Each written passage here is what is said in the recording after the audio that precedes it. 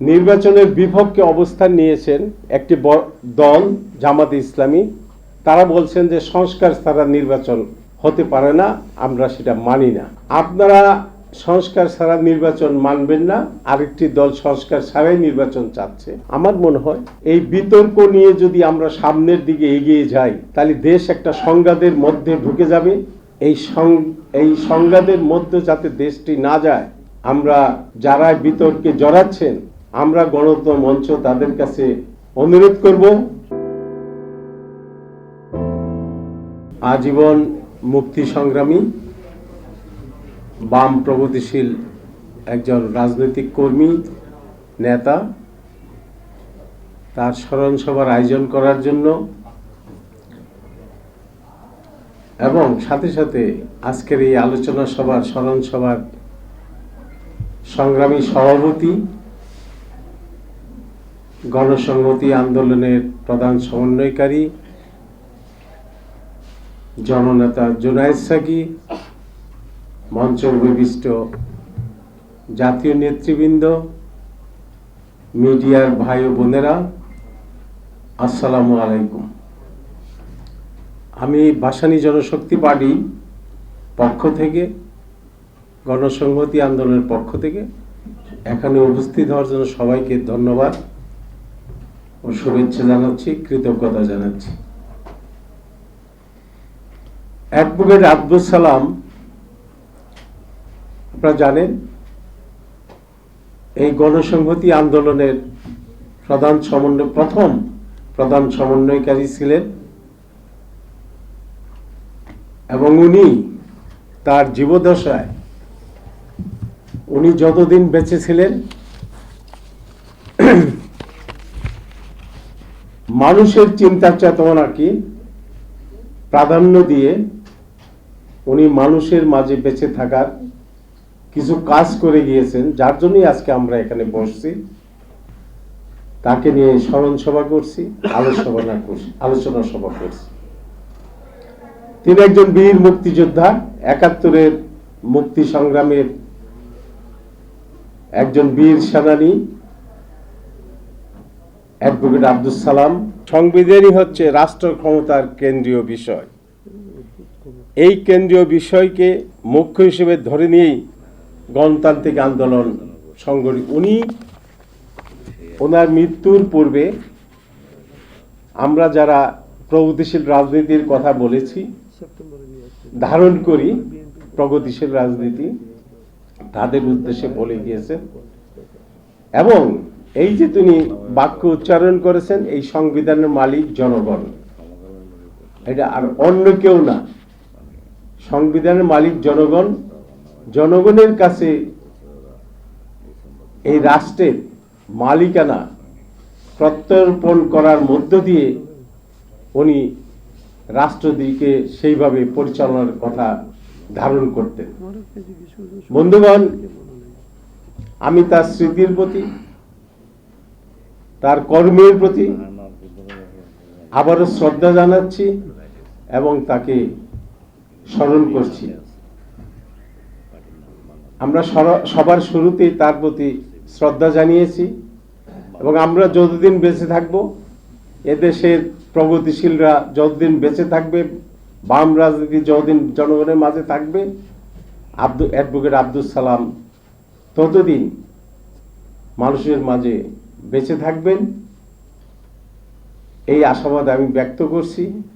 পাশাপাশি আমি যখন আজকে এই হলে ঢুকি, কিছু ফটো সাংবাদিক এবং নিউজ মিডিয়ার সাংবাদিক বন্ধুরা আমাকে রিকোয়েস্ট করেছেন যে আজকে জামাত তার নিবন্ধন ফিরে পেয়েছেন এবং সেটা আপনার প্রতিক্রিয়াটি ব্যক্ত করবেন বক্তব্যের মাঝে। আমি আপনাদেরকে বলি, জামাত একটি রাজনৈতিক দল,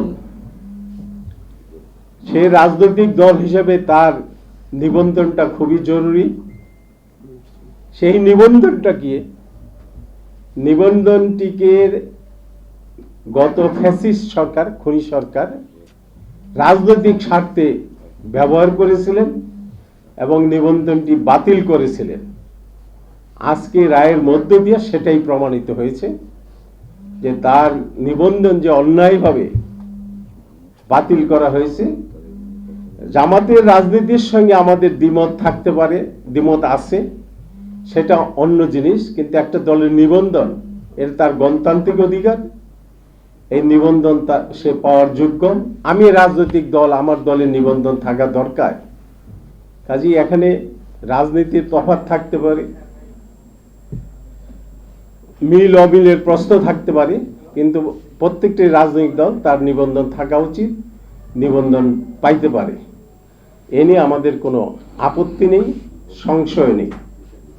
বন্ধুগণ, আজকে বাংলাদেশের রাজনীতিতে গতকালকেই আপনারা জানেন, গত 25শে মে আমরা প্রধান উপদেষ্টার ওখানে গিয়েছিলাম, উনি ডেকেছিল, আমরা সেখানে অংশগ্রহণ করেছিলাম। কিন্তু পরবর্তীতে দেখলাম উনি জাপানে গিয়ে একটি রাজনৈতিক দলের উপর যেভাবে উনি বললেন যে একটি দল ছাড়া আর কেউ নির্বাচন চায় না, কিন্তু পরের দিনই দেখা গেল কি কিছু বললেন, হ্যাঁ, তো সেখানে একটি দল ডিসেম্বরে নির্বাচন চান না, ডিসেম্বরে নির্বাচন চায়, বাকি দলগুলো ডিসেম্বরে চায় না। সেটা আপনারা দেখেছেন, কিন্তু এটা প্রশ্ন না। আমার কথা হলো, এই বিতর্কে উনি একজন সর্বশ্রদ্ধেয় ব্যক্তি, বিশ্ববরণ্য ব্যক্তি। আমার মনে হয় আমরা যেটা, আমাদের দল যেটা মনে করে, এই বিতর্কে ওনার না যাওয়াটাই ভালো ছিল। কোনো রাজনৈতিক দলের সঙ্গে দূরত্ব সৃষ্টি করাটা আমার মনে হয় এটা সঠিক হয়নি। যাক, এটা ওনারটা উনি করেছেন। কিন্তু গতকালকেই কিশোরগঞ্জের এক জনসভায় দেখলাম যে তারা পুরোপুরি নির্বাচনের বিপক্ষে অবস্থান নিয়েছেন। একটি দল জামাতে ইসলামী, তারা বলছেন যে সংস্কার ছাড়া নির্বাচন হতে পারে না, আমরা সেটা মানি না। আপনারা সংস্কার ছাড়া নির্বাচন মানবেন না, আরেকটি দল সংস্কার ছাড়াই নির্বাচন চাচ্ছে। আমার মনে হয় এই বিতর্ক নিয়ে যদি আমরা সামনের দিকে এগিয়ে যাই, তাহলে দেশ একটা সংঘাতের মধ্যে ঢুকে যাবে। এই সংঘাতের মধ্যে যাতে দেশটি না যায়, আমরা যারা বিতর্কে জড়াচ্ছেন, আমরা গণতন্ত্র মঞ্চ তাদের কাছে অনুরোধ করব, জাতির সামনে নিয়ে আসুন এবং নির্বাচনের সুষ্ঠু নির্বাচনের ব্যবস্থা করুন। আমরা সেটা মনে করি, কোনো সংঘাতের দিকে দেশ যাতে না যায় সেটা আমাদেরকে খেয়াল রাখতে হবে। আমরা সংঘাত চাই না, বারবার এই দেশে যেন আর কোনো প্রাণ না ঝরে। এই যে গত অভ্যুত্থান, 24-এর গণ অভ্যুত্থানে আপনারা দেখেছেন 2000 লোক তারা নিহত হয়েছেন, প্রায় 20,000-এর অধিক মানুষ আহত হয়েছেন, অনেক এখনো হসপিটালে কাতরাচ্ছেন, মৃত্যুর সঙ্গে পাঞ্জা লড়ছেন। এই অবস্থায় যদি আর একটা সংঘাতের মধ্যে আমরা যাই, আমাদের অবস্থানটা কি হবে তখন? এটাই কি আমাদের কাজ? আমরা রাজনৈতিক দল, আমাদের কি এটাই কাজ? এটা তো জনগণ আমাদেরকে এইভাবে বলেনি যে আমরা বারবার সংঘাতের মধ্যে দেশকে নিয়ে যাব আর জনগণ আমাদের শুভ। আপনাকে আমরা বসিয়েছি, আপনি একটি সুষ্ঠু নির্বাচনের জন্য সবার সঙ্গে আলাপ আলোচনা করে আপনি একটি সুষ্ঠু নির্বাচনের ব্যবস্থা করুন। প্রশাসন, পুলিশ এবং সেনাবাহিনীর সঙ্গে যে দূরত্ব আমরা দেখতে পাচ্ছি, আবারও বলছি, এখানেই আমি একদিন আগে রাজনৈতিক দলগুলোর সঙ্গে দূরত্ব কমিয়ে একটি সুষ্ঠু নির্বাচনের ব্যবস্থা করুন। সুষ্ঠু নির্বাচন দিয়ে এই মানুষকে এই সংঘাতের হাত থেকে রক্ষা করুন। এই বলে আমি আমার বক্তব্য শেষ করছি। ধন্যবাদ। আসসালামু আলাইকুম।